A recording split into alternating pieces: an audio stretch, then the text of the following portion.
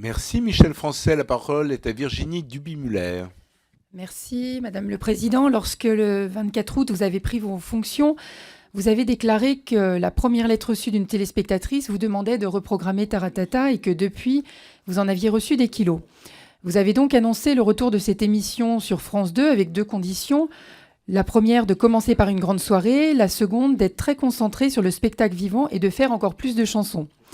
L'émission de samedi a eu lieu en prime time à l'occasion de la 500e de Taratata. Elle a réuni 4,3 millions de téléspectateurs, soit 20,9% de part d'audience, ce qui est un score historique, comme vous l'avez rappelé. Après 2 ans d'absence, êtes-vous satisfaite de cette audience? À quelle fréquence sera-t-elle désormais programmée et le sera-t-elle en deuxième partie de soirée?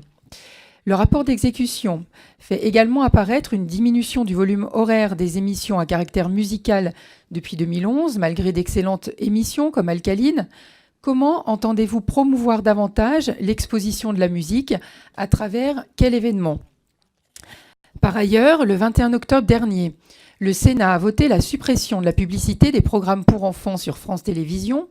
Cette proposition prévoit, à partir du 1er janvier 2018, la suppression de la publicité commerciale dans les programmes de la télévision publique destinés aux enfants de moins de 12 ans durant les 15 premières minutes qui les précèdent et qui les suivent. Même si le texte a peu de chances d'être adopté à l'Assemblée nationale, que pensez-vous de cette proposition? Certes, elle entraînerait des pertes de 10 millions d'euros pour France Télévisions, mais ne faut-il pas protéger ce très jeune public? Je vous remercie. Merci Virginie Duby-Muller.